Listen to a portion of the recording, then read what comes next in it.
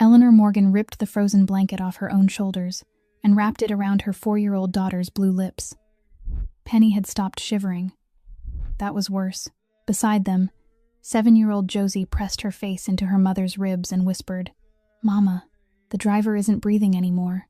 Outside, the Montana blizzard was trying to kill them with every gust. Eleanor had fled Chicago with 2 daughters, a single bag, and a lie she'd written to a stranger named Conrad Ashford. She'd promised him she was coming alone. She wasn't, and now they were dying on his doorstep. If you're watching from anywhere in the world, drop your city in the comments below. I want to see how far Eleanor and Conrad's story reaches.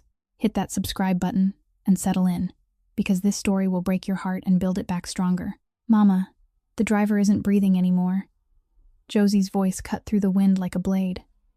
Eleanor stumbled out into white nothing. Snow hit her face so hard she couldn't see. The driver sat slumped against the steering wheel, eyes open, hands still gripping the leather. She pressed 2 fingers to his neck. 10 seconds. 20. Nothing. The cold had taken him while she was fighting to keep her daughters alive. She yanked open the back door. Josie stared at her with eyes that belonged to a woman 3 times her age. "Is he dead, Mama?" "Yes." Eleanor didn't lie to Josie. She'd made that promise the night they ran from Barrett. "Are we going to die too?" "No."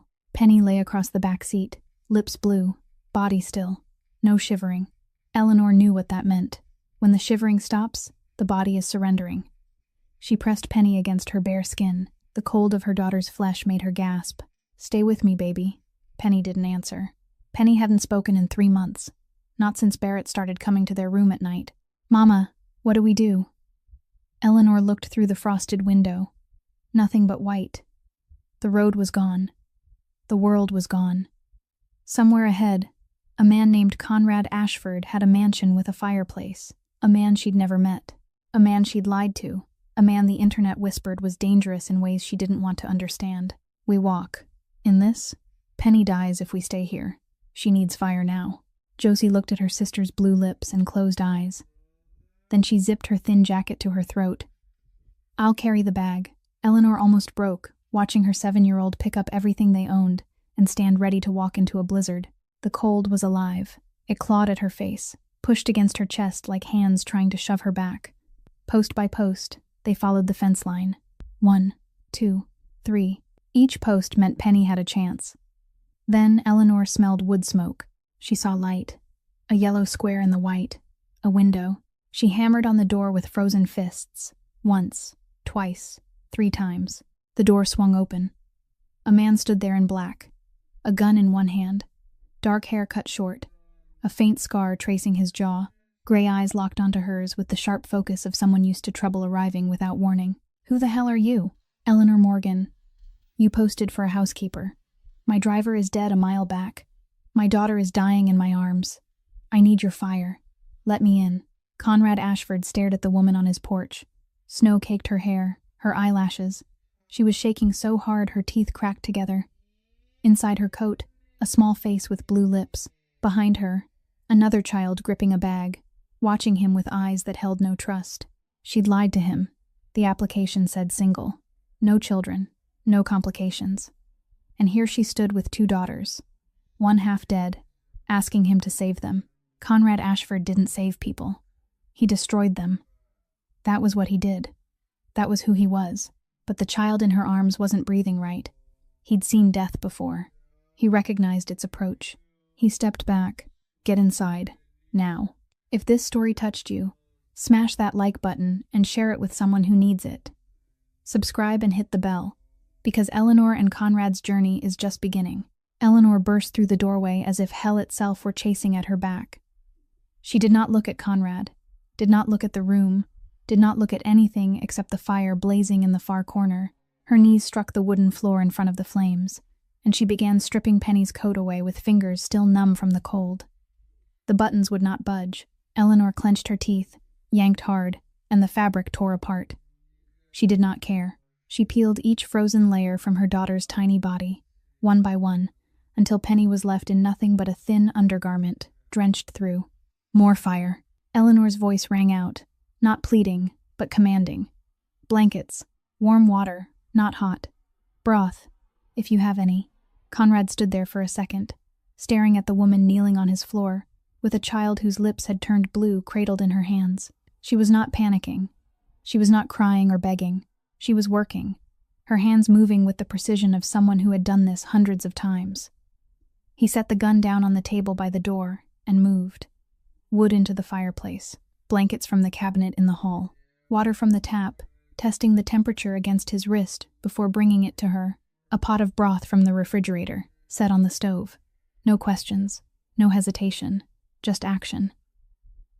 In the corner by the doorway, Josie stood perfectly still. Her eyes were not on her mother, not on her sister. They were fixed on the gun Conrad had just laid down.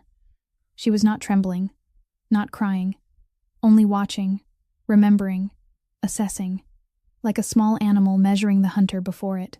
Eleanor pressed Penny against her chest, skin to skin, pouring the warmth of her own body into her daughter.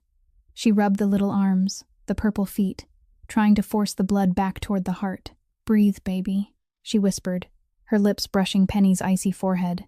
"Breathe. Mommy is here. Mommy is here now." Penny did not respond, did not move, did not open her eyes. 1 minute passed, 2 minutes, 5 minutes. Conrad brought the blankets over and stood a few steps away, not knowing what to do. He had seen the dead. He had caused death, but he had never stood and watched a mother try to pull her child back from the hands of death by sheer force of will. Eleanor did not stop rubbing her, did not stop whispering, did not stop breathing warmth over those tiny fingers. She was pleading, but not with God or fate. She was pleading with Penny. "Do not leave me. Do not leave me here alone. Can you hear me? Do not leave me." Then Penny coughed, a small, fragile cough, like a kitten choking for air. But it was the most beautiful sound Eleanor had ever heard in her life. Penny coughed again, then drew in one long, trembling breath, and pink began to spread back across her blue lips. Eleanor folded over her forehead resting against her daughter's chest, and tears spilled down. She did not cry out loud, did not sob. She simply let the tears fall in silence, her shoulders trembling faintly while Penny breathed, kept breathing. Conrad stood beside the fire, looking down at them. This woman had walked through a snowstorm with a dying child in her arms. She had pounded on his door without knowing who he was. She had ordered him around as though he were hospital staff, not the most dangerous man within 500 miles. And her hands, the way she undressed the child, the way she checked her breathing, the way she massaged her to stir the circulation, that was not a mother's instinct. That was trained skill. "Who are you really?" Conrad asked, his voice low and even. Eleanor did not look up. She pulled Penny closer, wrapped the child in the blanket he had just brought, and gave no answer. She owed him no answer. She owed him nothing. All that mattered was that Penny was breathing, growing warmer, staying alive. Conrad did not ask again.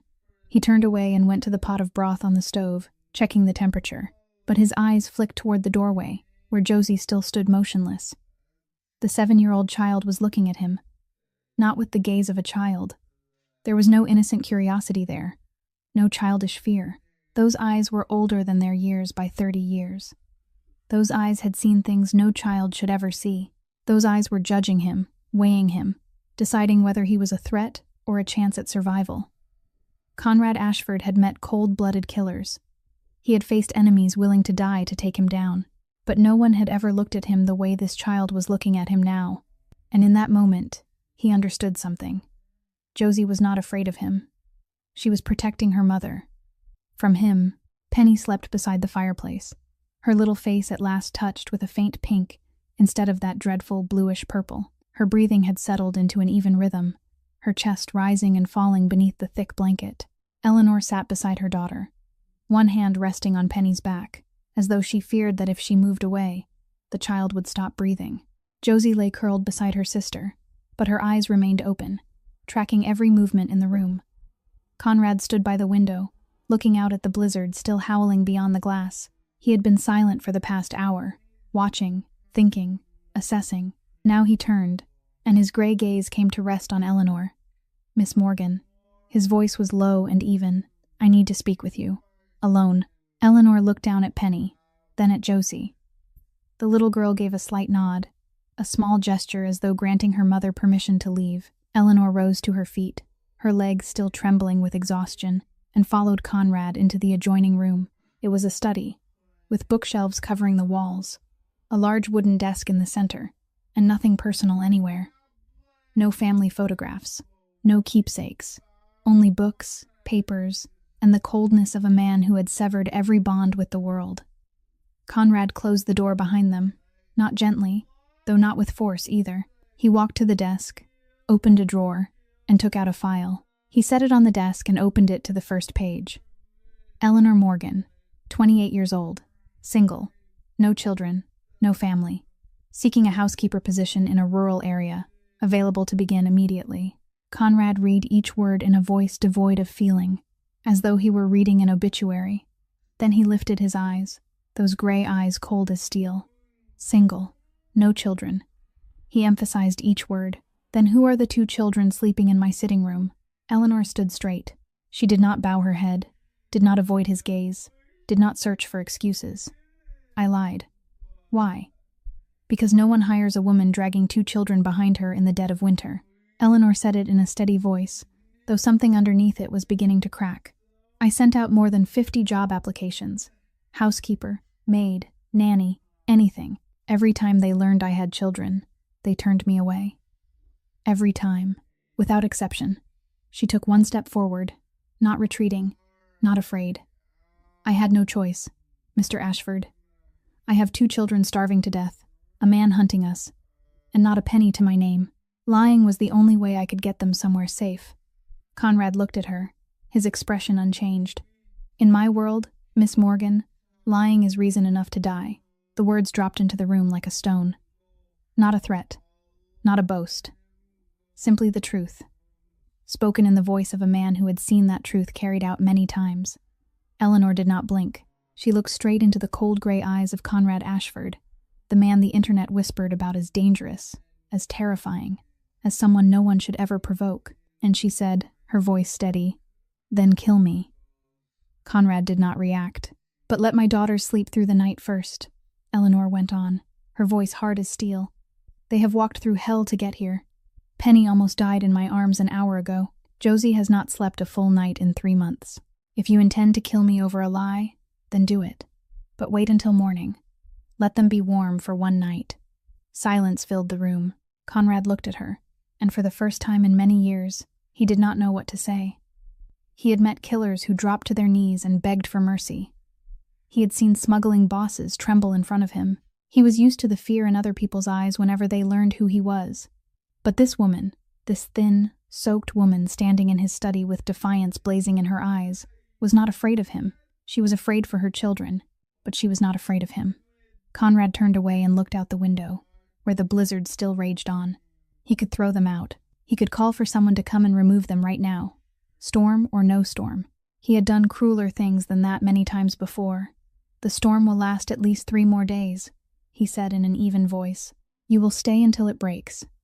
After that, we will talk about where you are going." Eleanor let out a breath. Not the breath of relief, but the breath of someone who had just slipped free of an animal's jaws. She nodded and did not thank him, because she knew this was not kindness. This was a delay, not a pardon. The sitting room door opened. Both of them turned. Josie stood there, a small shadow in the dark doorway, her old eyes fixed directly on Conrad. "Are you going to hurt my mother?" Her voice did not shake. There was no fear in it, only the question and the readiness to face whatever answer came. Conrad looked at the 7-year-old child standing before him like a sentry. "No," he answered. "I do not believe you," Josie said, her voice flat and calm. Conrad looked at her for a long moment. Then he nodded, a small motion as though acknowledging something. "Good. Do not trust anyone." Josie said nothing more. She simply turned, walked back to where her sister lay sleeping, and settled down beside Penny like a guard dog on watch. Conrad stood in the darkness of the study, watching her go. For the first time in his life, he had met someone who could look straight into his eyes without trembling. And it was a 7-year-old child who did not even reach his chest. Eleanor woke at midnight, pulled out of her shallow sleep by a mother's instinct. Her hand moved at once to the space beside her, searching for Penny, and she let out a quiet breath of relief when she felt the warmth of the little body curled beneath the blankets. Penny's chest rose and fell in a steady rhythm, her breathing soft now, no longer carrying the frightening rasp of a few hours earlier. Eleanor lay still for a moment, her eyes fixed on the unfamiliar ceiling, her ears tuned to the sound of the wind howling outside. The storm had not stopped. She turned her head toward the fireplace. The flames were still burning steadily, warm and bright. But she remembered clearly that the fire had burned low when she drifted off. Someone had added wood. Someone had stayed awake to keep them warm. Eleanor slowly pushed herself up, careful not to wake Penny or Josie. The sitting room lay in darkness, lit only by the restless fire casting ribbons of orange light across the walls. And on the far side of the room, beside the great window overlooking the white fury of the night, a figure stood motionless. Conrad. He stood with his back to her, his broad shoulders cut in black against the snow-white world beyond the glass. He was saying something, his voice low, almost a whisper. Eleanor held her breath and strained to listen. "I do not know what to do." Conrad's voice drifted to her, small and fractured in a way she would never have imagined possible in a man like him. "I promised I would never let anyone in again. You know that. I promised you." Silence followed. No one answered, because there was no one else in the room. "But what would you think if you saw them?"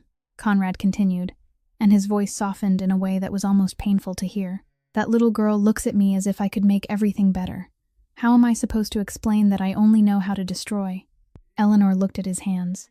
No phone, no earpiece. Conrad Ashford was standing alone in the dark, speaking to someone who was no longer here. Slowly, she lay back down, closed her eyes, and steadied her breathing to make it seem as though she were fast asleep. A few minutes later, she heard soft footsteps. Conrad passed by them, paused for a second, as though checking on them, then disappeared into the dark hallway. "Mama." Josie's voice came right beside her ear, a whisper as soft as wind. "Was he talking to a ghost, Mama?" Eleanor opened her eyes. Josie was looking at her, her eyes bright in the darkness, fully awake. She had not been sleeping either. She had heard it too. "Not a ghost, sweetheart." Eleanor whispered back, pulling Josie close against her. "He was talking to someone he lost." "How do you know?" "Because I used to talk to your father that way too." Josie was silent for a long time. Then she gave the faintest nod, as though that made sense, as though a 7-year-old child could fully understand speaking to the dead because she herself had done the same. Eleanor held her daughter close, but her eyes moved around the room, truly taking it in for the first time. On the bookshelf near the fireplace, she saw a picture frame turned face down. It had not fallen. It had been placed that way on purpose, as though someone could not bear to look at the photograph, and yet could not bring himself to throw it away. At the end of the hallway was a closed door. Eleanor had passed it a few times on her way to the bathroom, and now she realized that door was different from the others. It had its own lock. A thin layer of dust lay on the handle as though no one had touched it in a very long time. This house was vast, beautiful, and utterly stripped of every sign of life except Conrad. No family photographs on the walls, no keepsakes on the shelves. Nothing to suggest that anyone else had ever lived here, except for that face-down picture frame and the locked door, and the man who spoke to the dead in the dark. Conrad Ashford was running from something. Eleanor knew that as surely as she knew she was breathing. He had come to this remote place not because he loved the silence, but because he was hiding, just like she was. The question was, what was he hiding from? And was his darkness more dangerous than the darkness she was fleeing? On the second day, the storm still howled outside like a wild beast, trying to tear the house apart. Snow had piled halfway up the windows, and the world beyond had become nothing but a white void with no visible end. Eleanor spent the entire day at Penny's side, giving her sips of warm water one small mouthful at a time, tucking more blankets around her, checking her body temperature once every hour. Penny was much better now, a little color returning to her cheeks, but she still did not speak. She remained silent, just as she had for the past 3 months. Josie was different. She needed no one to take care of her. She had been taking care of herself for a long time now, even before Barrett first began to appear. And now, while her mother was busy with Penny, Josie had time to do what she did best: observe. Conrad Ashford's house was large and full of dark corners. Josie moved through it like a small shadow, barefoot on the wooden floors so she would make no sound, her eyes recording everything. She began in the sitting room, where a tall wooden cabinet stood against the wall. The cabinet door was not locked. Inside, 4 guns were lined up neatly on black velvet rests. Josie counted them, memorized their positions, but did not touch them. She had seen guns before. Barrett had one. He had waved it in front of her mother one winter night, and from that moment on, Josie had known that guns were not toys. She moved on. The kitchen was unremarkable. The refrigerator was full of food. The stove was clean. The knives arranged in tidy order. But the study at the end of the hall was different. The door stood slightly open, and Josie heard Conrad's voice coming from inside. I do not care what he said. His voice was cold as ice, completely different from the way he had spoken to her mother the night before. It was a command, not a suggestion. Finish it before the end of the week, or I will find someone else. Josie pressed herself against the wall and held her breath. She heard the phone being set down, footsteps, then silence. She waited. 5 minutes, 10 minutes. Then she heard the bathroom door close somewhere farther down the hall. She slipped into the study. The room smelled of wood and old books. A large desk stood in the center. The computer shut down. Stacks of papers arranged with perfect order. Josie moved around it, her eyes sweeping every corner. The bookshelves, the filing cabinet, the desk drawers. She stopped in front of one drawer, hesitated for a second, then pulled it open. Inside were pens, paper clips, and an old leather wallet. Josie was just about to open the wallet when a voice sounded behind her. "What are you doing?" Josie spun around. Conrad stood in the doorway, his hair still wet, his shirt not yet fully buttoned. He was not angry. He was not shouting. He only stood there, looking at her with eyes that could not be read. Josie did not run. She did not apologize. She did not cry. She stood straight, lifted her chin, and looked directly into the eyes of the man who was twice her size. "I am trying to find out if you are a bad man." Conrad said nothing. He stepped into the room, closed the door behind him, and went to the chair across from the desk. He sat down slowly until his eyes were level with hers. "What have you found?" Josie tilted her head, studying him. Was this a trap or a real invitation? She decided to take the chance. "You have 4 guns in the cabinet in the sitting room," she said, her voice flat and calm. "You talk on the phone to someone and give orders like you are their boss. You live alone in a huge house in the mountains, far away from everyone. And last night you were talking to someone who was not here." Conrad did not move. His face remained still, but something in his eyes shifted. Attention. Respect, perhaps. "Because I am their boss," he said, without denying it, without explaining. Josie nodded as though that confirmed what she had already suspected. "Are you going to hurt my mother?" "I already answered that question. Bad people know how to lie too." Josie shot back at once, without a second of hesitation. Conrad looked at her for a long time. This child was 7 years old, but her eyes were older than some of the men in his organization. She trusted no one. And in this world, that was the finest survival instinct a child could have. He reached over and opened the desk drawer, took out a small leather notebook and a pen, and set them in front of Josie. "You are smart," he said. "Not in praise, not in criticism, only stating a fact. If you want to keep track of me, do it the right way. Write it down. Everything you see, everything you hear. That is how adults do it. Observe, record, and do not draw conclusions until you have enough evidence." Josie looked at the notebook, then back at Conrad. She was searching for the trap, the deception, the hidden motive. But she found none. She picked up the notebook, feeling its weight in her hands.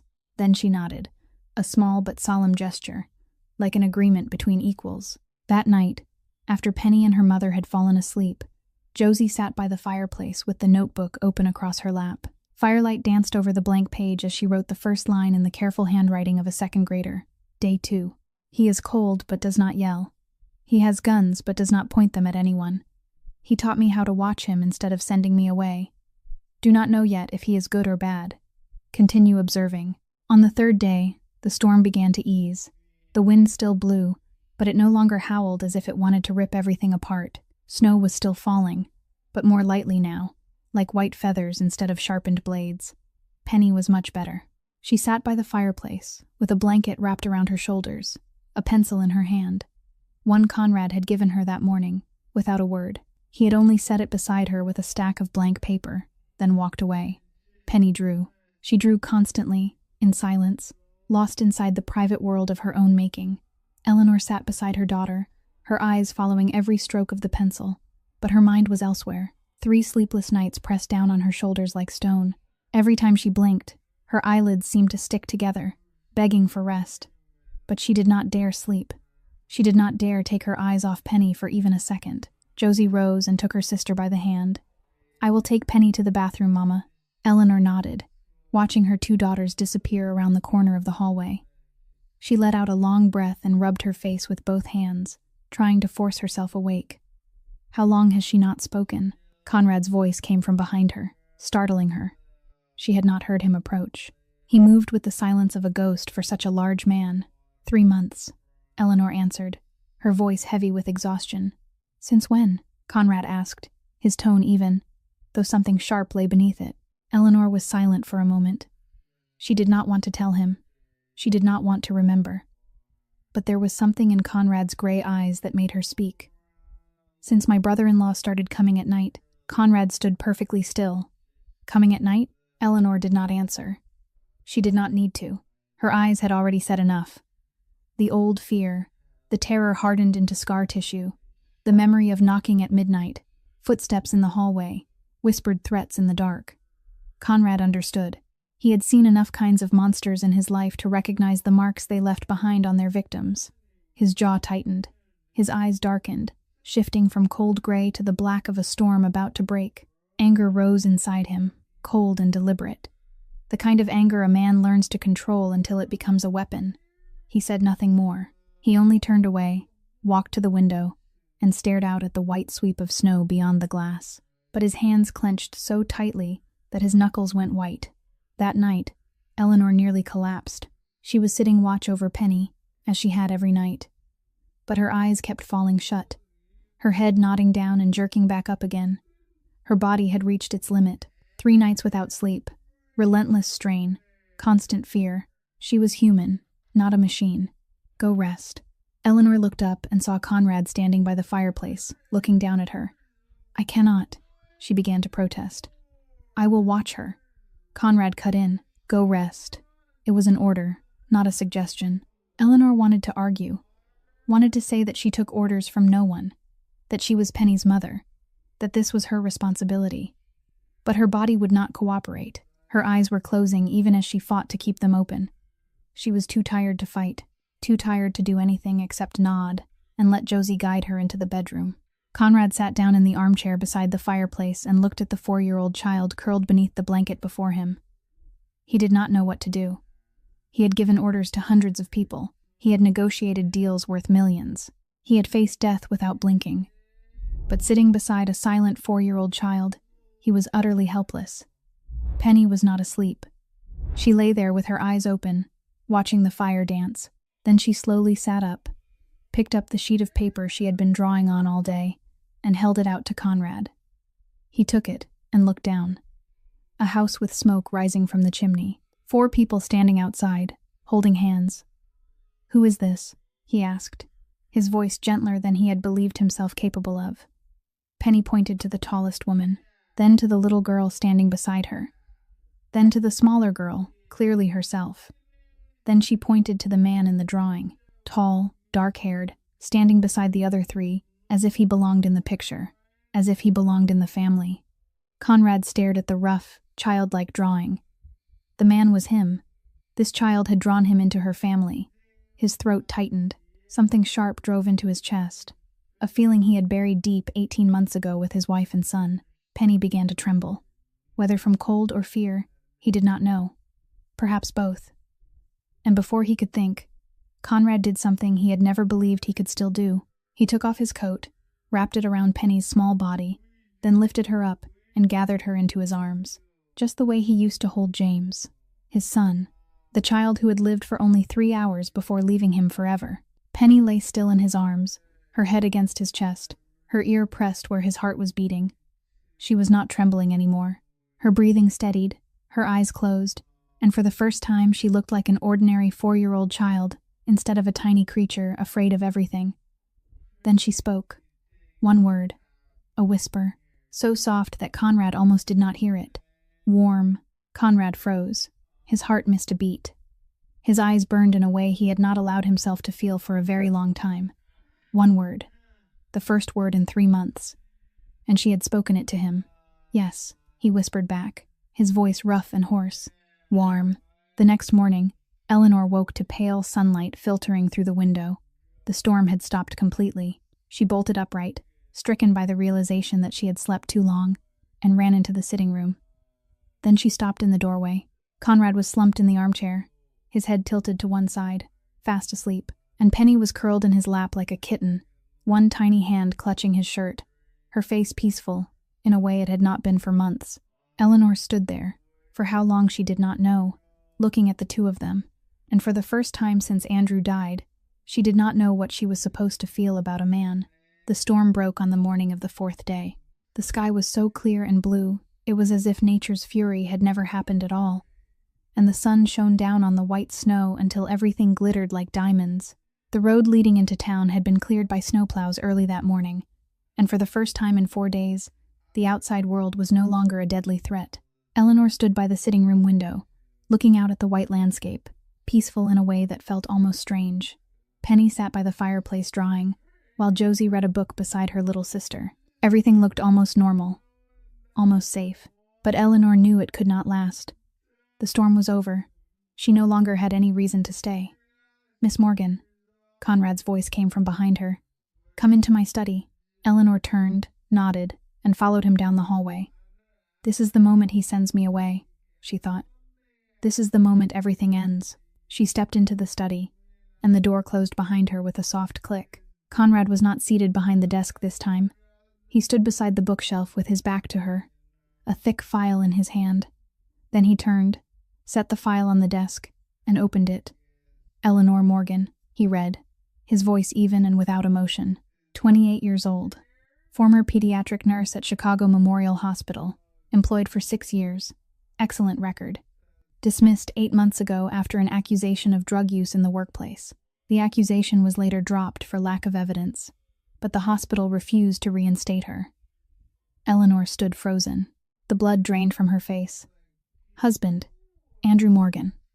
Conrad continued, turning to the next page. "Killed in a car accident 2 years ago. A drunk truck driver crossed into his lane on the highway. Andrew died at the scene." He stopped and looked up. His gray eyes read every reaction on Eleanor's face. "Brother-in-law, Barrett Morgan. Attorney, partner at Morgan & Associates, one of the largest law firms in Chicago, currently pursuing custody of his 2 nieces on the grounds that the mother is unfit. Has close ties to at least 3 judges in the Illinois family court system." Conrad closed the file. "You investigated me," Eleanor said, her voice trembling slightly, whether from anger or fear she could not tell. "I investigate everyone who comes near me," Conrad replied, his voice carrying no apology, no exceptions. "You lied on your application, and you appeared at my door with 2 children in the middle of a snowstorm. Did you think I would not find out who you are?" Eleanor swallowed hard. She wanted to be angry, wanted to shout that it was an invasion of privacy, that he had no right.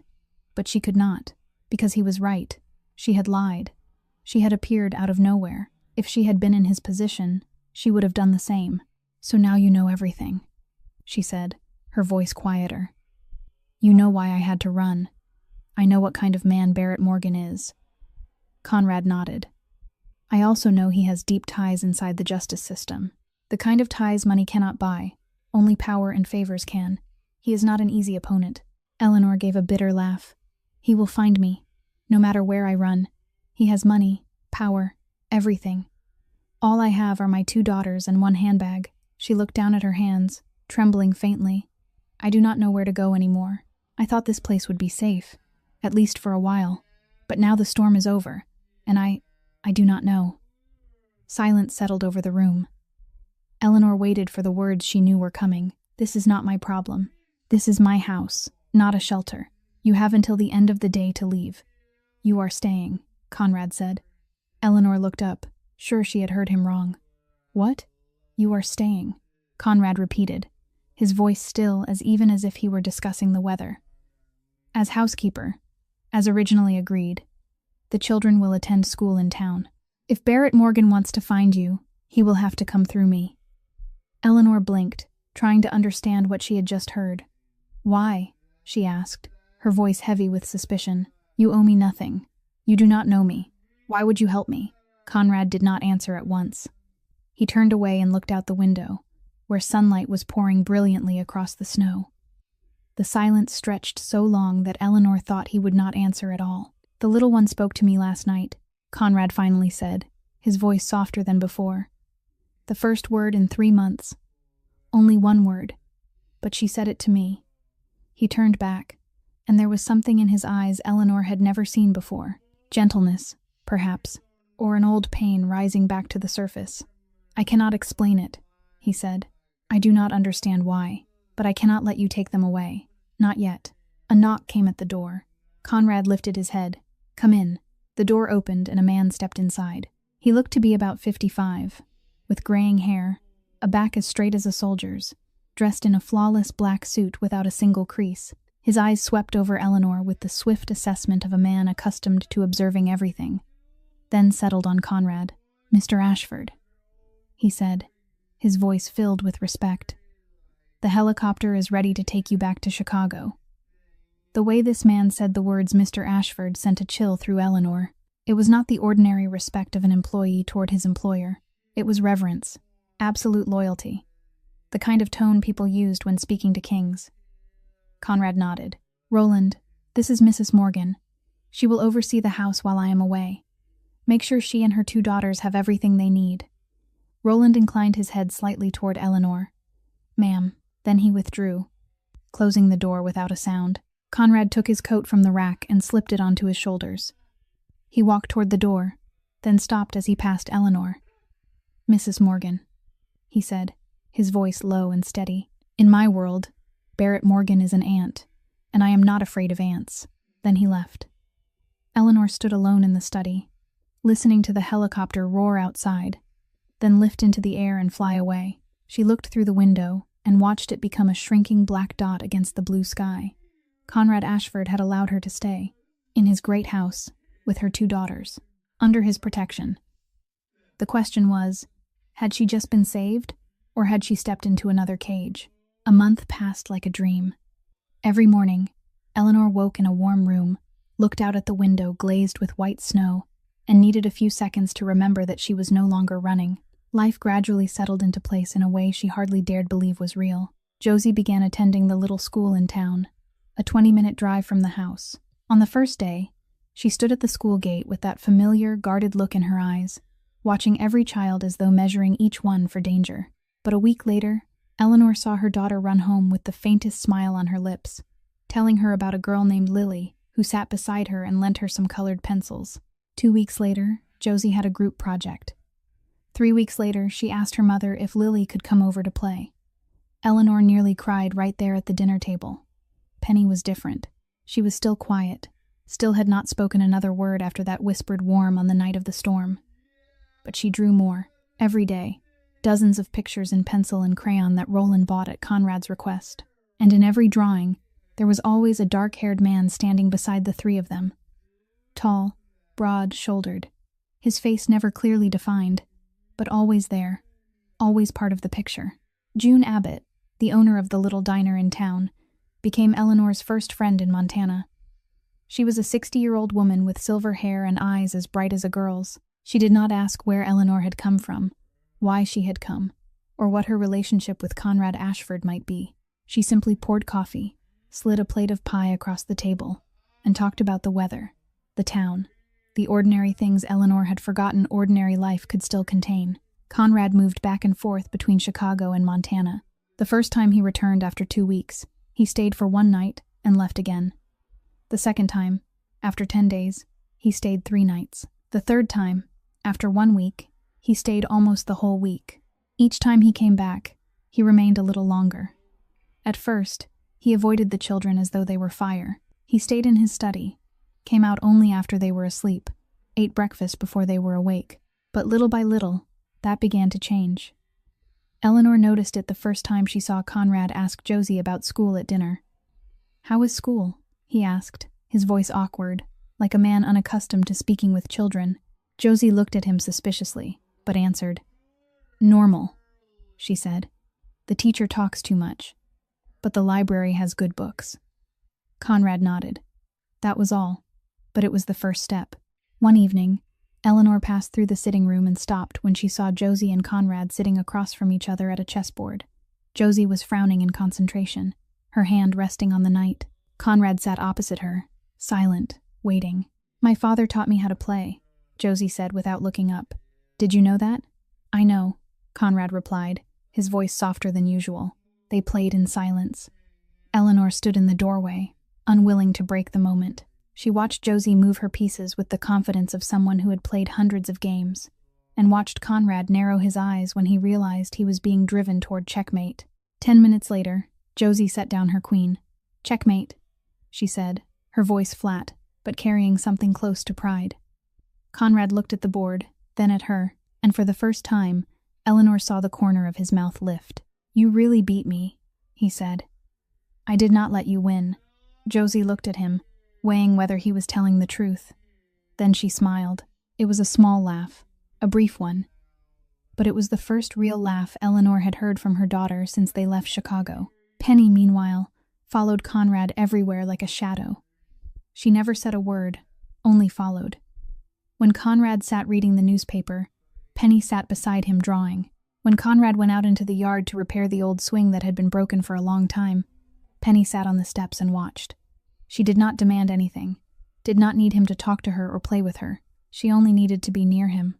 And Conrad, the man who had once said he did not know how to be around children, did not send her away. He let Penny follow him.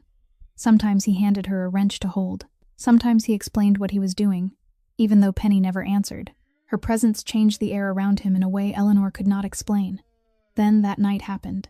Eleanor woke at 2 a.m, her throat dry as dust. She went down to the kitchen for water, barefoot on the cold wooden floor. As she passed Conrad's study, she heard his voice through the door left slightly open. "I do not care what he said." Conrad's voice was completely different. Cold as ice, sharp as a blade. "Handle it, before Friday. Otherwise, I will do it myself. And you know what that means."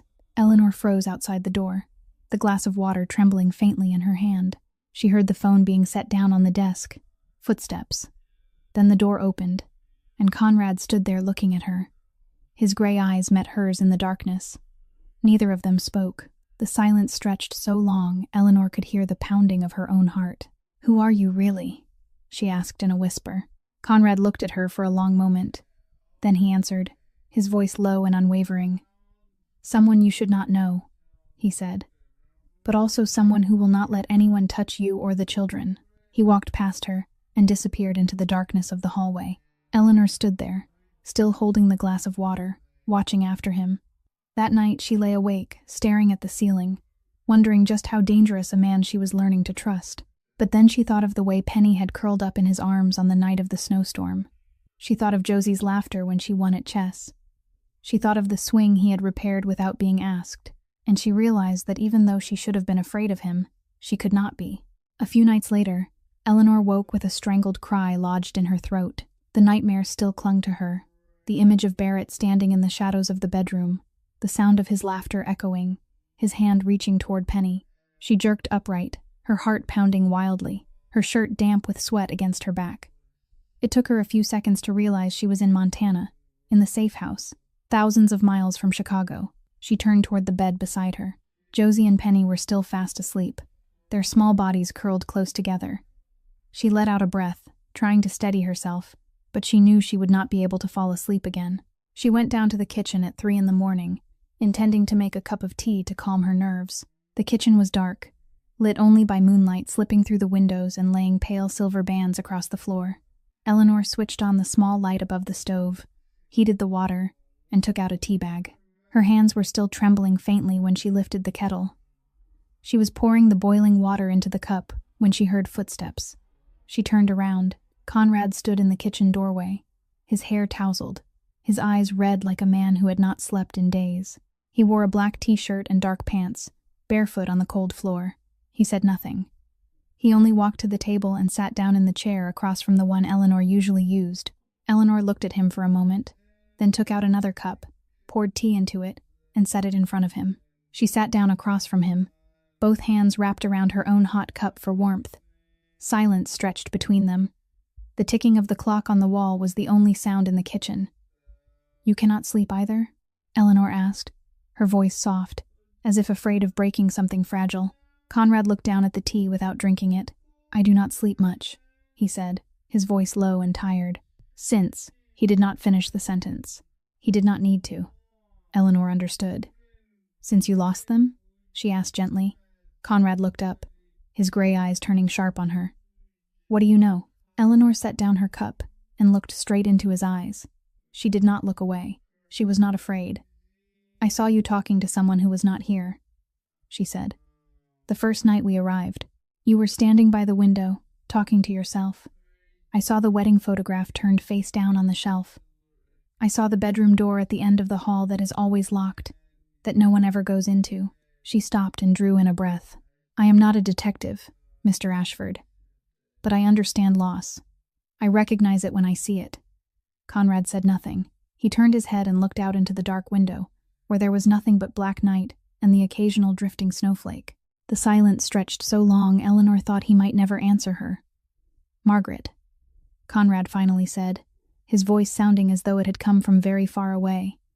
My wife, and James, my son. Eleanor held her breath. 18 months ago, Conrad continued, his eyes still fixed on the darkness, as though he were staring into the past. Margaret was 8 months pregnant. We had prepared everything. James's room had been painted, the crib had been bought. His clothes were washed and folded neatly away. He stopped, his jaw tightening. I have enemies, many enemies. That is the price of standing where I stand. I knew that. I accepted that. But I thought I could protect them. His voice turned hard as stone. I was wrong. One of them decided to take revenge by not coming after me. They went after what I loved most. Eleanor felt her heart tighten inside her chest. She said nothing. She only waited. I came home, Conrad said, each word dragged out of his throat by sheer force of will. I saw. He did not finish. He did not need to. Eleanor had once been a nurse. She had seen enough tragedy to understand that what he did not say was worse than anything he could bring himself to speak aloud. James lived for 3 hours, Conrad went on, his voice rough and broken. They tried to save him. Emergency surgery. But they could not. He was too small, too weak, too. He stopped, closing his eyes. When he opened them again, they were dry and empty. I held him for 3 hours. That was all the time I had with my son. 3 hours. Eleanor felt tears sliding down her face. She did not wipe them away. I am sorry, she whispered. I did not know. I did not. You did not need to know. Conrad cut in, though his voice held no harshness. But you asked, so I answered. That is why I live alone out here. Far from everyone. Far from everything that can be used against me. He looked at her then, his eyes heavy with the weight of it all. People close to me are not safe, Miss Morgan. I am the reason they died. No, Eleanor said, and suddenly her voice was firm. Conrad looked at her, startled. The person who killed them is the reason they died. Eleanor said, holding his gaze. Not you. You did not hold the gun. You did not give the order. You were a victim too, just like they were. Do not carry someone else's guilt on your shoulders. Conrad looked at her as if she had just spoken in a language he did not understand. No one had ever said that to him before. No one had dared. No one had even thought to. Eleanor wiped at her tears and drew in a deep breath. My husband's name was Andrew, she began, her voice soft and distant. He died in a car crash 2 years ago. A drunk truck driver. Andrew died at the scene. I did not even get to say goodbye. She looked down at the tea in her hands, already gone cold. My brother-in-law, Barrett, showed up right after the funeral. He said he had come to help, to take care of everything. But he did not come for me or the girls. He came for the insurance money, for the house, for everything Andrew left behind. Her voice dropped, aching with pain. He started coming at night, knocking on the door, making threats, saying I did not deserve what Andrew had left me, saying he would take the girls if I did not cooperate. And Penny heard all of it. She closed her eyes. One night she got up to use the bathroom and saw Barrett standing in the living room, screaming in my face. After that night, she stopped talking. Not one word for 3 months. Until we came here. Until she met you. They sat there in silence, 2 strangers sharing the deepest wounds they carried. Outside, The sky was beginning to lighten. Pale pink dawn crept through the windows, pushing back the darkness. They did not touch each other. They did not say another word. But for the first time in a very long time, neither of them felt alone. The message came at 10 o'clock in the morning, while Eleanor was washing the breakfast dishes. Her phone vibrated on the kitchen table, and she picked it up without thinking, assuming it was a message from Josie's school, an unknown number. She opened it and read, and the blood in her body turned to ice. "I know where you are, Eleanor. I am coming." There was no name. There did not need to be. She knew exactly who it was. She would have recognized that style of writing, that manner of threat, anywhere. Barrett. The phone slipped from her hand and struck the floor with a hard, hollow crack. She stood there, her hands shaking, her legs shaking, her whole body shaking. He had found her. He knew where she was. He was coming. Eleanor picked up the phone with trembling hands, found Conrad's number, and called. He answered on the second ring. "Miss Morgan? He found me," Eleanor said, her voice catching in her throat. "Barrett. He sent a message. He knows where I am. He says he is coming." There was a second of silence on the other end. Then Conrad's voice came, cold and unshakable. "He does not get into Montana without my knowing. Stay where you are. Do not leave the house. I am coming back." The call ended. Eleanor stood in the middle of the kitchen, clutching the phone against her chest, trying to breathe. Conrad said, "Stay where you are." Conrad said he was coming back. Everything would be all right. Everything would. The phone vibrated again. This time it was June. "Eleanor, a man just came into my diner." June's voice was tight with strain. "He was asking about a woman and 2 little girls. Said he was the brother-in-law looking for his sister-in-law and nieces. I did not tell him anything, but you need to know. He is already here." Eleanor's heart seemed to stop. He had arrived faster than she had imagined. Much faster. He must have been on the road before he ever sent the message, using it to make her panic while he was already close. "Josie," she gasped. Josie was at school. She ran for the door without grabbing her coat, without pausing to think. She drove like a madwoman toward town, gripping the steering wheel so hard her knuckles turned white. 15 minutes of road became 10. She pulled up in front of the school and ran inside, and her heart dropped straight into her stomach. Barrett was standing in the main foyer, speaking to a school employee who looked deeply uncomfortable. He was wearing an expensive suit, his hair sleek and perfectly combed, a pleasant smile fixed on his face like a mask. He looked exactly like a decent man. That was the most terrifying thing about Barrett Morgan. Eleanor. He turned when he heard her footsteps, and his smile widened. "You look exhausted. Running does not suit you."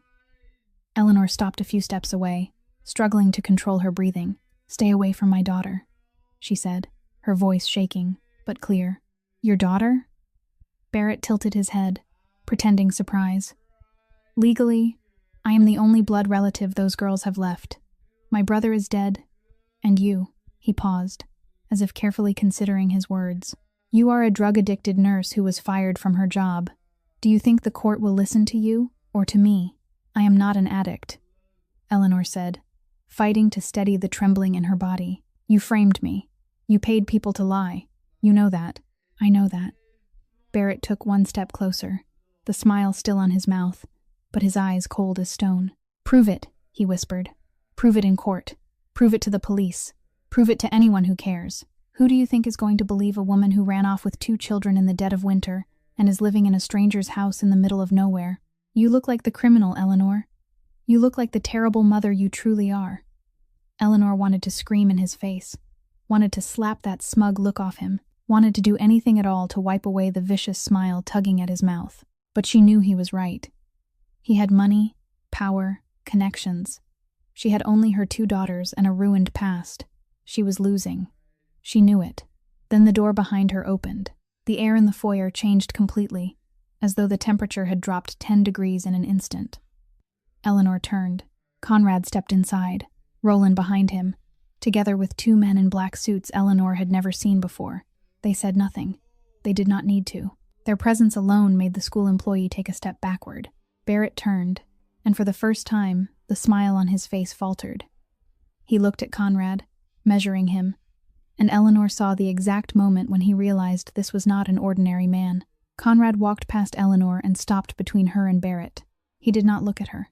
His eyes locked onto the man standing opposite him. Then he leaned in and spoke softly enough for only Barrett to hear. "You want a war with me? You cannot afford it." Barrett gave a brittle laugh. "Who are you? Who do you think you are, threatening me?"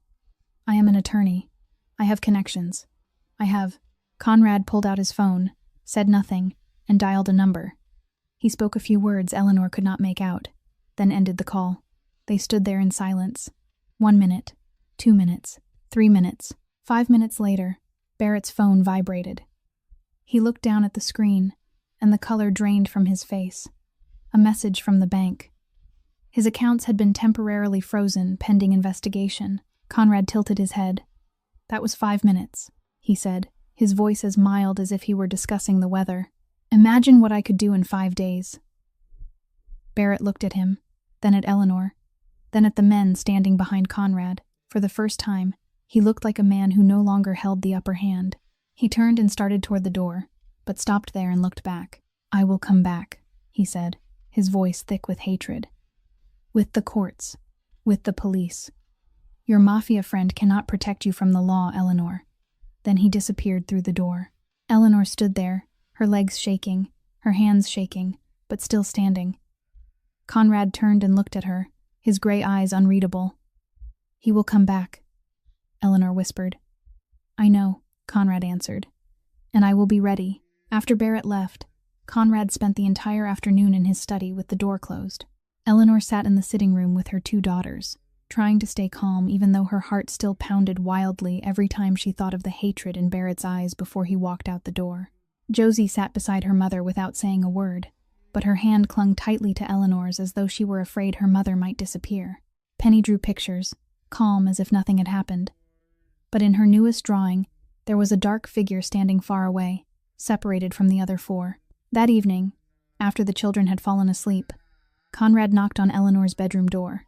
She opened it and found him standing there with a grave expression on his face. "We need to talk," he said. Eleanor nodded and followed him down to the study. The computer screen was still glowing, showing the face of a middle-aged man with salt and pepper hair and sharp eyes behind thin, framed glasses. Conrad sat down and turned the screen toward Eleanor. "This is Victor Shaw, my attorney," he said. "He has bad news." The man on the screen nodded in greeting to Eleanor, then began to speak.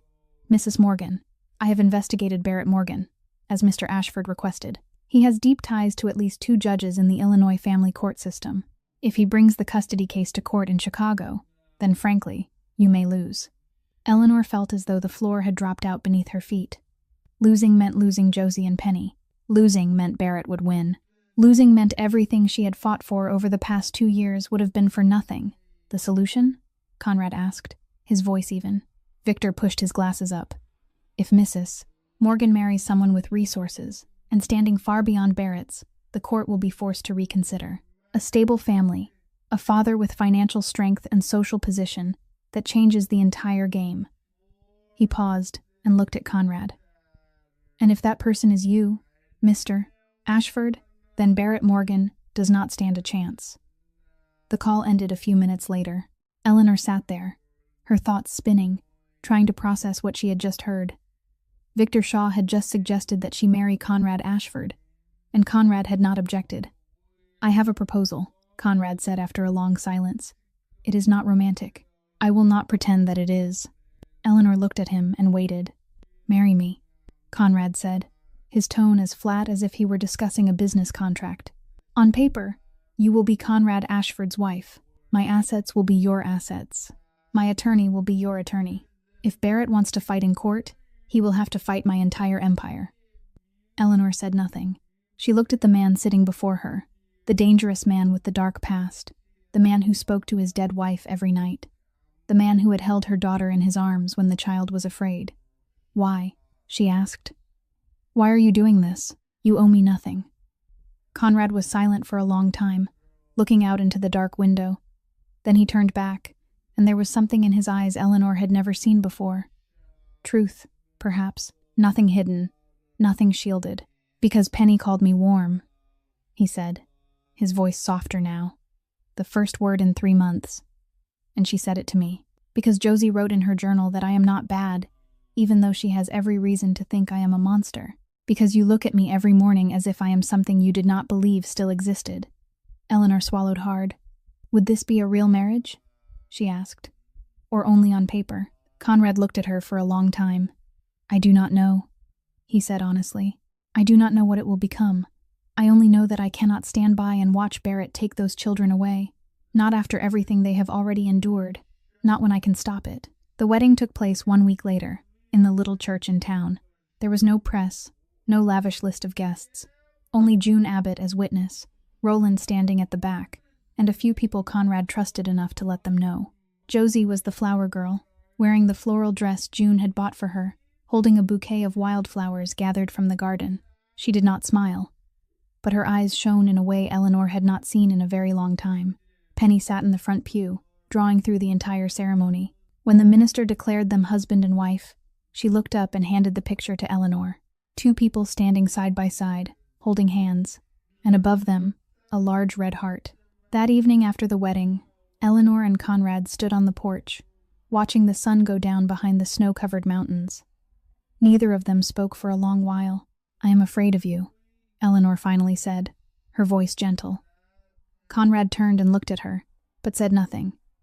But I am more afraid of Barrett, she continued, and I trust you more. Why? Conrad asked. You hardly know anything about me. You know I am dangerous. Why trust me? Eleanor looked at him, looked into the gray eyes that had seen too much loss, too much pain. Because you held my daughter when she was afraid, she said. Because you talk to the dead every night as though they are still here. That tells me you know what it means to love, that you have loved before, and you still remember what it felt like. A man who no longer knows how to love would not hurt that deeply. Conrad did not answer. He only stood there looking at her. And then he did something he had never done before. He reached out and took her hand, the first time he had ever chosen to touch her of his own accord. I do not promise to be a good husband, he said, his voice low and steady. I do not know how to do that anymore. But I promise you one thing. No one touches this family while I am alive. That night, they slept in the same room for the first time. They did not touch. Each stayed on one side of the bed, the space between them as wide as an ocean. But for the first time in 2 years, Eleanor did not lock the bedroom door. 2 months after the wedding, life became normal in the strangest possible way. Eleanor did not know what to call it. This peace, this stability. She had grown used to running, to being afraid, to looking over her shoulder every time she stepped outside. Now she woke each morning in a warm house, made breakfast for her 2 daughters, and sat down to eat with the man who, on paper, was her husband. Family dinners became a routine. The 4 of them sat around the table, Conrad at the head, Eleanor across from him, Josie and Penny on either side. At first, those meals were quiet, awkward, like 4 strangers trying to play the part of a family. But little by little, things changed. Josie began talking about school, about Lily, about the math test where she earned the highest score in her class. Conrad listened, asked questions, and sometimes nodded with approval in the awkward way of a man unaccustomed to praising children. Josie started calling him Uncle Conrad instead of that man. It was a small change, but Eleanor noticed it. Penny, meanwhile, followed Conrad everywhere. She still did not speak, still kept silent like a little statue, but she was always somewhere near him. When Conrad read the newspaper, Penny sat at his feet drawing. When Conrad worked in his study, Penny sat in the corner with her pile of crayons. And sometimes, not often, but often enough for Eleanor to notice, Penny would reach out and take Conrad's hand when they walked in the garden. He never pulled away. He only held her hand more gently, as if afraid he might break that tiny little hand. That night, after the children were asleep, Eleanor went looking for Conrad. He was not in the bedroom, not in the sitting room. She found him in the study, sitting behind the desk, looking at something in his hand. She knocked softly on the open doorframe. Conrad looked up and did not hide what he was holding. A photograph. Eleanor stepped inside, stood beside him, and looked down at the picture. A young woman with shining blonde hair and a radiant smile, wearing a white wedding dress, stood beside Conrad. He looked younger in the photograph, softer, as though the sharp edges carved into his face now had not yet been honed by grief. She is beautiful, Eleanor said gently. Conrad looked at the photograph, his thumb brushing unconsciously over the woman's face. She was everything to me, he said, his voice distant. For a very long time. And now? Eleanor asked, not knowing whether she had the right to ask, but asking anyway. Conrad was silent for a moment, then set the photograph down on the desk. He looked at it, then at Eleanor, and something in his eyes shifted. Conflict, perhaps, or acceptance. Now, I do not know what she would think, he said. But I think she would want me to live. Instead of only existing, I cannot replace anyone, Eleanor said, her voice clear. I do not want to replace anyone, and I do not need you to pretend I am her. Conrad stood and faced Eleanor. In the dim light of the study, he looked tired and hurting and beautiful in the saddest way. I do not want you to replace anyone, he said softly. I want to feel something again. I have not felt anything in 18 months. And then you came, with those 2 children, and he did not finish. Instead, he lifted his hand and touched Eleanor's face, gently, as though afraid she might vanish if he touched her too firmly. His fingers brushed over her cheek, along the line of her jaw, and came to rest at her chin. Eleanor did not step back. She stood still, looking into his eyes, letting him touch her in a way she had not allowed anyone to touch her since Andrew died. Then he bent down and kissed her. It was not a kiss of blazing passion, not desire or hunger or need. It was permission, healing, a beginning again. His lips touched hers gently, hesitantly, as though asking a question he did not dare speak aloud. And Eleanor answered by not pulling away, by placing her hand against his chest and feeling his heart beating beneath her palm. They stood there in the study, forehead to forehead, breathing in the same rhythm, saying nothing. They did not need to say anything. Out in the hallway, standing behind the bedroom door left slightly ajar, Josie saw everything. She made no sound, did not call for her mother, did not run to them. She only stood there, looking through the narrow opening, and smiled. For the first time, there was no worry in that smile, no fear, no wariness in the face of a child who had seen too many terrible things.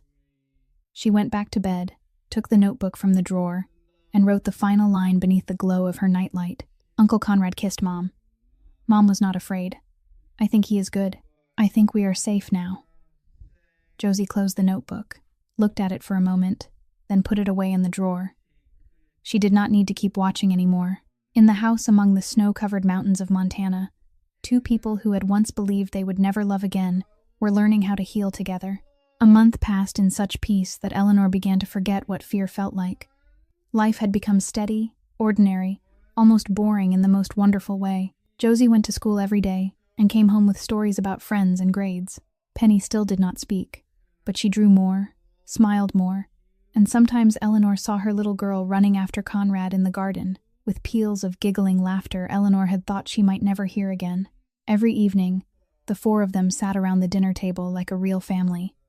Every night, Eleanor slept beside Conrad, with no ocean of distance between them anymore. And every morning, she woke with the strange feeling that maybe, just maybe, everything was going to be all right. She began to think Barrett had given up. Maybe he had realized he could not fight Conrad. Maybe the frozen bank accounts had taught him a lesson.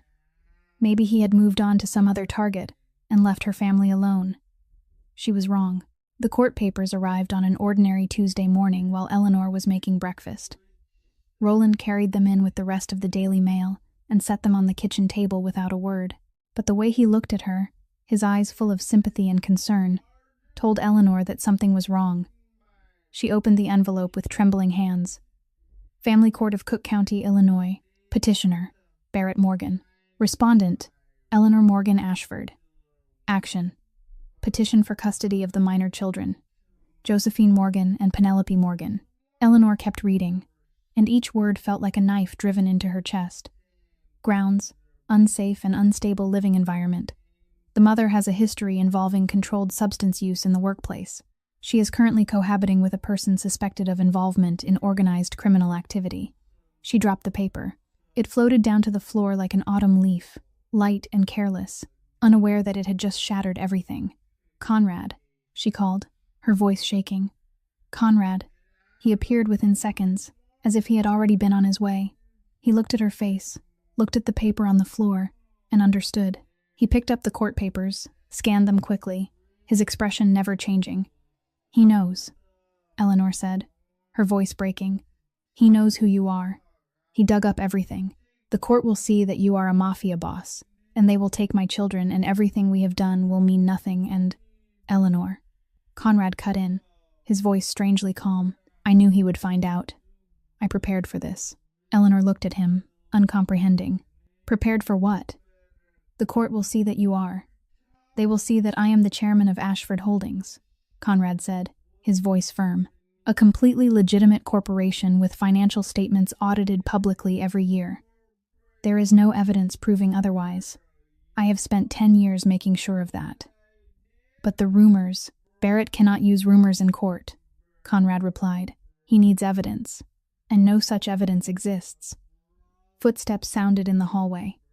Eleanor turned, and her heart broke. Josie stood there, her face white as paper, her eyes wide with fear. Behind her, Penny was standing there trembling, silent tears running down her cheeks.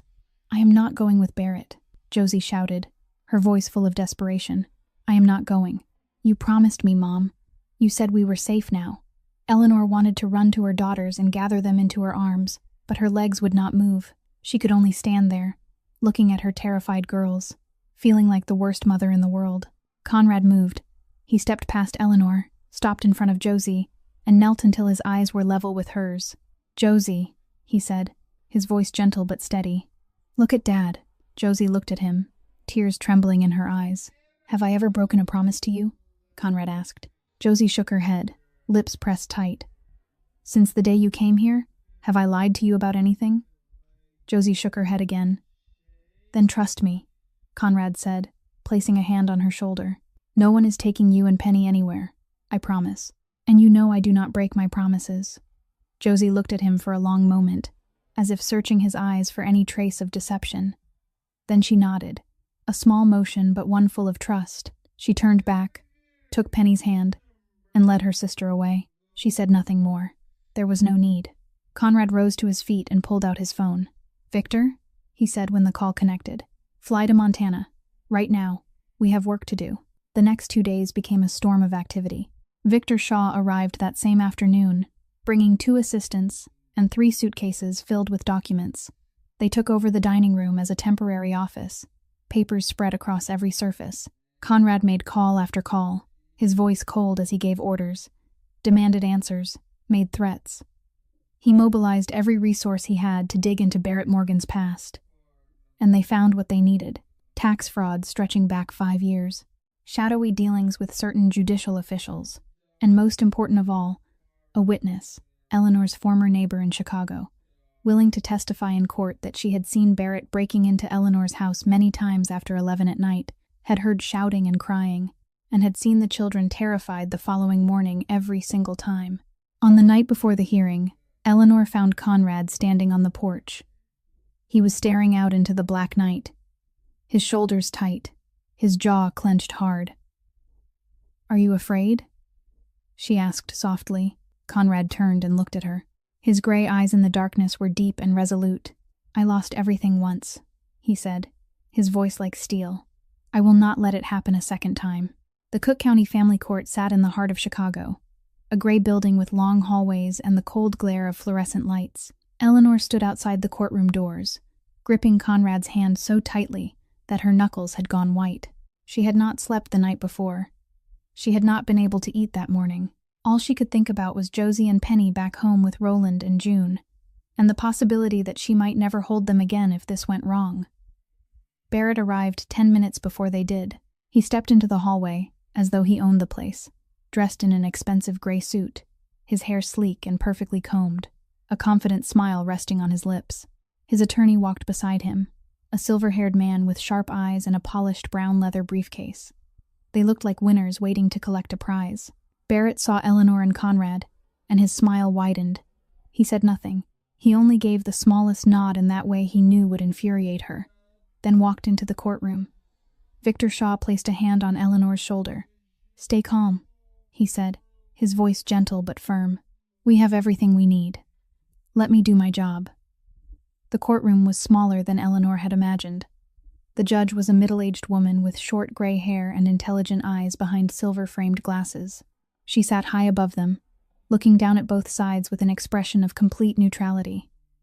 Barrett and his attorney sat on the left, Conrad, Eleanor, and Victor sat on the right. There was no jury in family court, only the judge, the lawyers, and those directly involved. Josie and Penny's fate rested in the hands of a woman Eleanor had never met. The hearing began. Barrett's attorney rose first, his voice deep and persuasive. Your Honor, Harrison, my client, Mr. Barrett Morgan, is the only remaining blood relative of these two children, he said, moving slowly before the bench.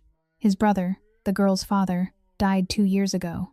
Since then, Mr. Morgan has attempted to maintain contact with his nieces, but his sister-in-law, Mrs. Eleanor Morgan, now Ashford, has obstructed every effort. He paused and turned toward Eleanor with a look heavy with meaning. Mrs. Ashford has a record involving controlled substance use in the workplace and was terminated from Chicago Memorial Hospital. She fled Chicago with the children, without notifying any family member, and she is now living with a man tied to organized criminal activity.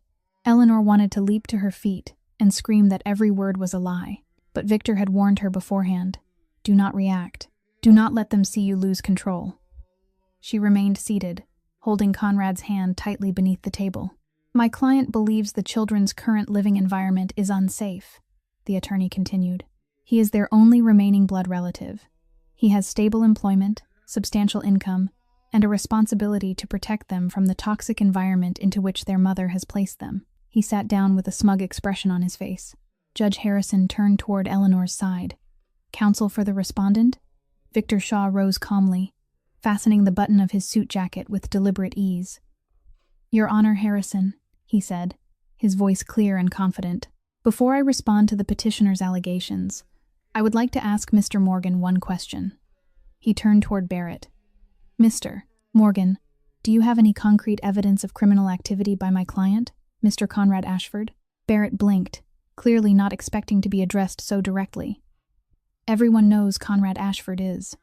Rumors are not evidence, Your Honor. Victor cut in, his voice sharp. Conrad Ashford is the chairman of Ashford Holdings, a fully legitimate corporation with financial statements publicly audited every year by one of the 4 largest accounting firms in the world. There are no criminal charges, no investigations, no evidence of any unlawful activity whatsoever. Victor placed a stack of documents on the judge's bench. These are the audited financial statements for the past 5 years of Ashford Holdings, along with the official audit certifications. I asked the court to review them before accepting the petitioner's unsupported accusations. Judge Harrison took the documents, turned through several pages, then gave a small nod. Proceed. Victor turned back toward Barrett, and for the first time Eleanor saw the smile vanish from his face. Now, Your Honor, I would like to call a witness. Mrs. Dorothy Chen, Mrs. Ashford's former neighbor in Chicago. A small Asian woman of about 60 stepped up to the witness stand. She looked around the courtroom with visible unease, but when her gaze landed on Eleanor, she gave the slightest nod, as though offering courage. Mrs. Chen, Victor began. How long did you live next door to Mrs. Ashford in Chicago? 3 years. Mrs. Chen answered, her voice trembling faintly but remaining clear. And during that time, did you witness Mr. Barrett Morgan visiting the home? Mrs. Chen looked at Barrett, and something in her eyes hardened. I saw him enter Mrs. Morgan's house after 11 at night. Many times. I heard shouting, banging on the door, and every morning after that, I saw the 2 little girls come out of the house with frightened eyes, like they had not slept all night. Barrett shot to his feet. This is a lie. She is. Mr. Morgan. Judge Harrison brought the gavel down with a sharp crack. Sit down and remain silent. Victor did not let the moment slip away. He pulled out another file. Your Honor, I also have evidence that Mr. Barrett Morgan committed tax fraud over the course of 5 years, along with suspicious connections to certain officials within the judicial system.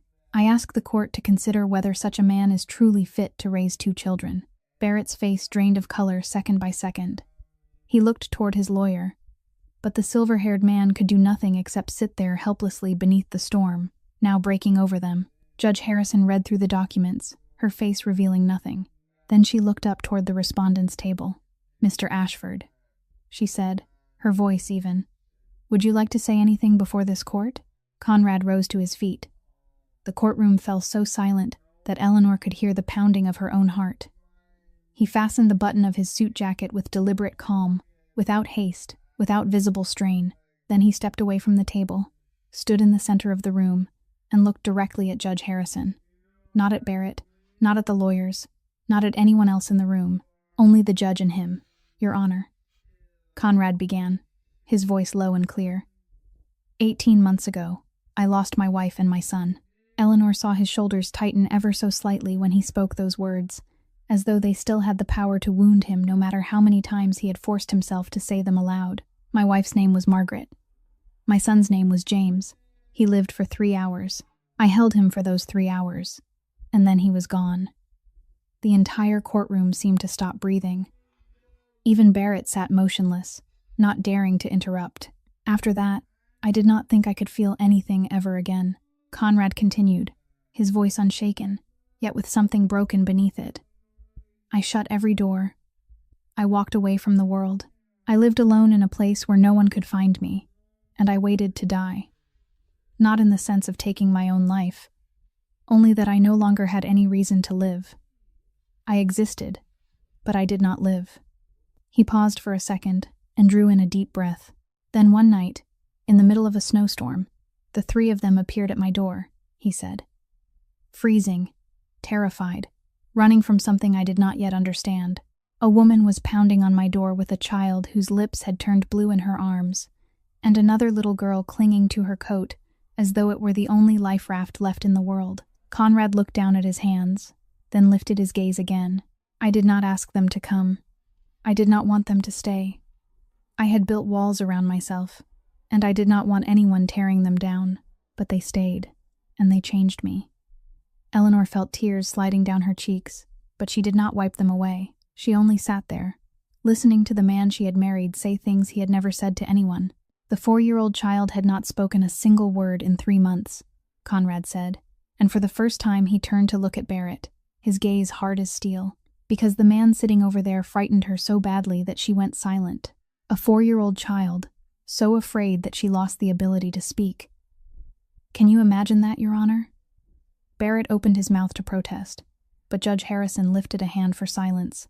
And that little girl, Conrad continued, turning back to the judge, spoke her first word to me. One night, when I was holding her in front of the fire because she was trembling, she whispered one word. Warm. He stopped, and Eleanor saw his throat move as though he were swallowing against something sharp. One word. Just one word, but it shattered every wall I had spent 18 months building. It reminded me that I was still capable of feeling, that I was still capable of caring for someone, that I still had a reason to live. Conrad took one step forward, closer to the bench. The 7-year-old wrote in her journal that she was watching me, he said, because she had learned that adults could not be trusted, that people who said they would protect you could turn around and hurt you instead. A 7-year-old child should not know that, but she did, because someone taught her that lesson. He looked straight at Judge Harrison. I did not blame her. I gave her the notebook and the pen, and I told her to keep observing, because that was the only way she could learn to trust again, not through promises, through actions, through time, through proving, day after day, that I deserved her trust. Conrad stood tall, shoulders broad, head lifted high. These children came to me as strangers, he said, his voice carrying through the silent courtroom. They will leave here as my daughters. Not because of paperwork, not because of the court, but because I choose them. Every day, every night when I check to see whether they are sleeping well, every morning when I see them smile, every moment when I look at them and see a reason to keep living. He turned to look at Barrett one last time, and there was something in his eyes that made the man shrink in his seat. I am not perfect. I have a past. I have done things I am not proud of, but I have never made a child so afraid that she went silent. He let the words settle into the air. He did that. Then Conrad sat down. The courtroom remained utterly still. Judge Harrison looked from Conrad to Barrett, then gave a small nod. The court will recess for deliberation. 40 minutes. 40 minutes that became the longest of Eleanor's life. She sat there holding Conrad's hand, saying nothing. He said nothing either. They only waited, while the fate of their family rested in the hands of one woman behind a closed door. Then the door opened. Judge Harrison stepped back onto the bench, her face still unreadable. She sat down, arranged her papers, and looked down at both sides. After reviewing all evidence and testimony, I have reached a decision, she said, her voice even.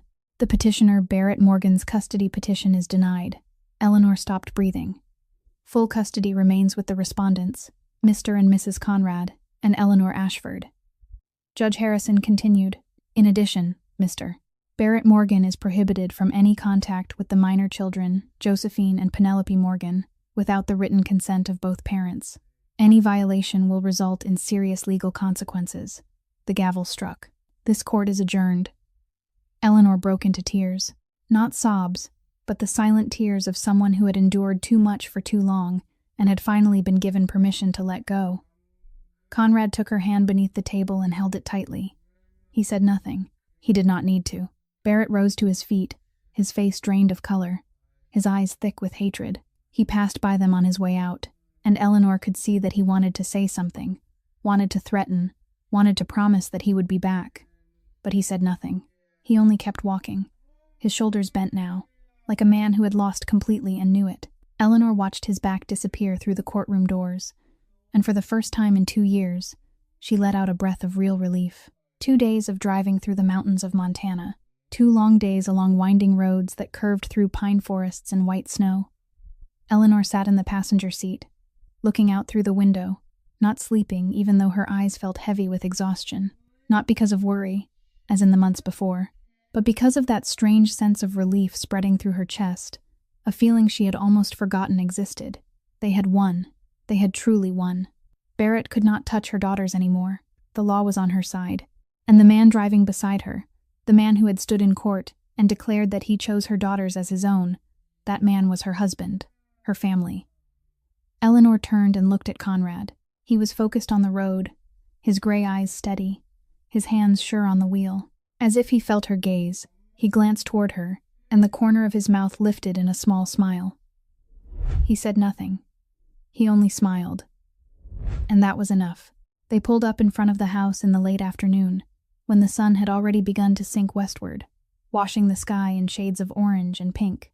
Eleanor had barely opened the car door when she heard the pounding of running feet across the porch. Mom, Mom. Josie came flying down the steps like a little whirlwind, her hair streaming, her face flushed red from running. We won, right, Mom? We won? Eleanor dropped to her knees and caught her daughter in her arms, holding her so tightly she thought she might never let go again. We won, sweetheart, she whispered into Josie's hair, tears falling even though she had not meant to cry. We won. No one is taking you anywhere. Ever.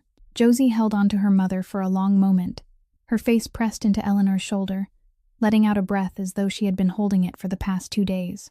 Then she lifted her head and looked over her mother's shoulder, to where Conrad stood beside the car, silent, waiting. Josie stepped away from her mother. She looked at Conrad, and there was something in her eyes Eleanor had never seen before. Trust, perhaps. Gratitude. Or simply the love of a child who had finally found someone safe to believe in. She walked toward him, hesitated for a single second, then threw her arms around him. Conrad stood still, his hand lifted into the air, uncertain where to put it.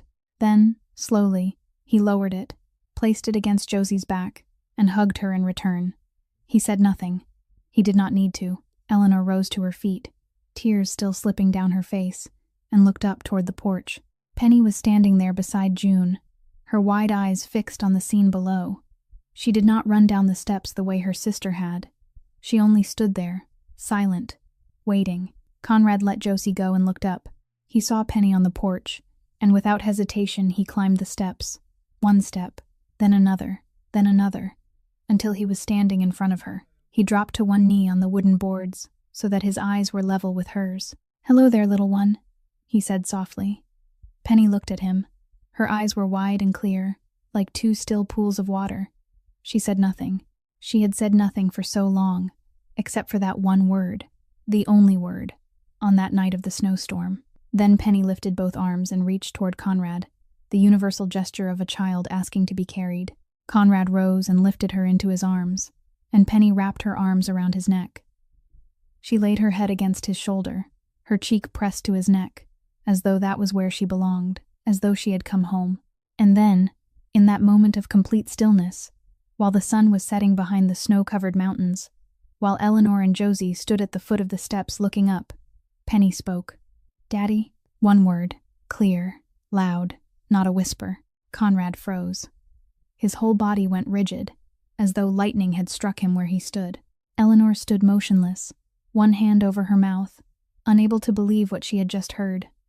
Josie's mouth fell open, her eyes wide as saucers. Penny had spoken. Penny had called Conrad Daddy, not warm, not a whisper. Daddy. And then Eleanor saw something she thought she would never see. Tears, running down Conrad Ashford's face, the man who had not cried since he buried his wife and son, the man who had sealed his heart shut for 18 months, the man the world believed had no feelings left in him at all. He stood there, holding the 4-year-old child in his arms, and he wept. Not with sobbing, not with sound, only tears streaming silently down his face, falling into Penny's hair while he held her tighter, his eyes shut, his head bowed. Josie climbed the steps and stood beside them. She looked at Conrad, looked at her sister, then looked back at her mother below, standing there with tears all over her face. "Uncle Conrad," she said, her voice small but steady. "Can I call you Daddy too?" Conrad opened his eyes, looked down at her, then looked over at Eleanor. She nodded, smiling through her tears. "Yes," Conrad said, his voice rough and unsteady. "If you want to, I want to," Josie said, then gave a little shrug in the way only a child could. Penny asked first. "I do not want her to win all by herself." And laughter broke loose. Eleanor laughed. Conrad laughed too, a small, startled sound, as though he had forgotten how and had only just remembered. Josie laughed, and Penny, still in Conrad's arms, let out a little bubbling giggle, the first laugh she had made since all of this began. June stood on the porch, wiping her eyes with the corner of her apron, unable to speak because there were no words. Roland stood in the doorway, turning his face away, his shoulders shaking slightly in a way he tried to hide and could not. And there they stood, the 4 of them wrapped around one another in front of the house among the snow-covered mountains of Montana, while the sun slipped down and the sky deepened into purple. No longer strangers, no longer a contract, no longer an arrangement born of convenience or protection. They were a family. A year passed like the most beautiful dream Eleanor had never dared to dream. Josie was now the top student in her class, with a close circle of friends she talked to on the phone with every evening after dinner. The little observation notebook from long ago had been tucked away in a drawer for a long time now, gathering dust, no longer needed. She no longer had to weigh who was good and who was dangerous, because she had found a safe place to call home. Penny spoke now. Not a great deal, not in long sentences or endless conversations, but enough. Enough to call for her mother each morning. Enough to say goodnight every evening. Enough to giggle when Conrad pretended he could not find her during hide-and-seek. And her drawings, the ones that had once held nothing but gray and black, were now flooded with bright color, blue skies, yellow suns, and 4 people always standing side by side. Conrad had changed. He was still the boss, still the powerful man people spoke of in hushed voices and wary respect. But he had stepped away from much of the underground work, managing from a distance, choosing paths that carried less danger. He spent more time in Montana than in Chicago now, more time with his family than with business. And every evening, he played chess with Josie, read books to Penny, and held Eleanor's hand as they sat on the porch watching the sunset. Eleanor worked as a nurse at the small clinic in town, work she loved, helping people who needed her. She had reclaimed what Barrett had once stolen from her.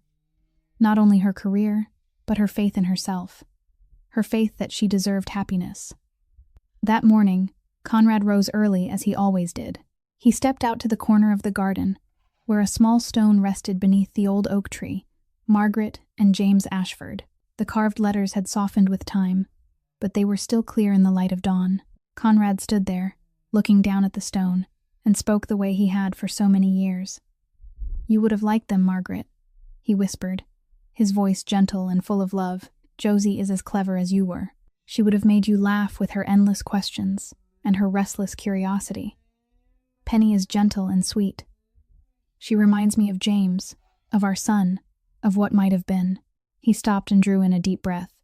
"And Eleanor, she is not you. No one could ever replace you.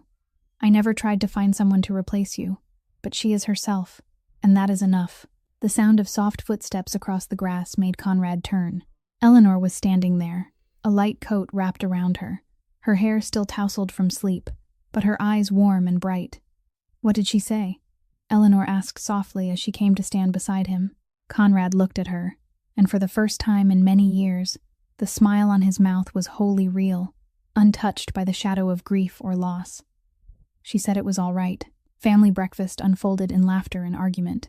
Josie was explaining to Conrad why his move the night before had been a strategic mistake, her hands waving through the air like a general on a battlefield.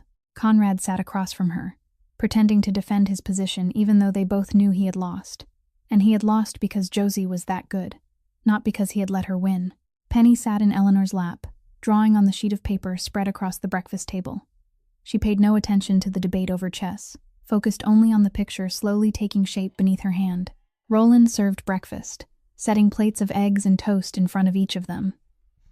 "This house used to be much quieter," he muttered, his voice full of complaint, though the corners of his mouth were lifted in a smile he could not hide. "Quieter and much duller, Daddy." Penny looked up and handed the finished drawing to Conrad. "I am done." Conrad took the picture, and everyone fell silent. A house with smoke rising from the chimney, a brilliant blue sky, a golden sun glowing in the top corner, and 4 people standing in front of the house, holding hands, with no space between them. Above their heads, in crooked letters that Josie had helped her write, was one large word: family. Conrad looked at the picture for a long moment. Then he looked at Penny, at Josie, at Eleanor, and he nodded, saying nothing, because there were no words large enough for what he felt. Eleanor Morgan had come to Montana on a night of snowstorm and darkness, with 2 dying children and a lie. She had not known where she was going, had not known whom she would meet, had known only that she had to run, had to save her girls, had to find a place of safety even if that place might not exist. Eleanor Ashford now stood on the porch of her own home, looking out over the snow-covered mountains, with the husband who loved her beside her, her 2 daughters safe and happy inside, and a life she had never dared to imagine for herself. Conrad Ashford had lost everything he loved 18 months before. He had shut the door on his heart, built walls so high no one could cross them, and waited for death to come and carry him away from the pain. He had believed he would live in darkness forever. Then the light came. Not a miracle, not some wonder falling down from heaven. Only an exhausted woman pounding on his door in a storm, with 2 frightened children and a lie born of desperation. And the little 4-year-old girl who could not speak had given him 2 words as a gift. Warm, Daddy. 2 words that shattered every wall he had built, that drew him back out of the dark, that reminded him he could still love, still feel, still live. And that was enough. That was everything. Eleanor and Conrad's story reminds us of something important. Family is not blood. Family is choice. It is the people we choose to love, choose to protect, choose to stand beside no matter how difficult life becomes. Sometimes strangers become family, and wounds that once seemed impossible to heal can be soothed by love and patience. If this story has touched your heart, please press the like button and share the video with those who need to believe in second chances. Subscribe to the channel and turn on notifications so you do not miss the moving stories we share every day. We would truly love to know how this story made you feel. Have you ever met someone who changed your life the way Eleanor changed Conrad's? Do you believe family is a choice, and not only blood? Please share your thoughts in the comments. We would be honored to hear what lives deep in your heart. Thank you for staying with us throughout Eleanor and Conrad's story. We wish you and your loved ones good health, joyful days, and a life filled each day with peace and happiness. Goodbye for now, and we will see you again in the next video.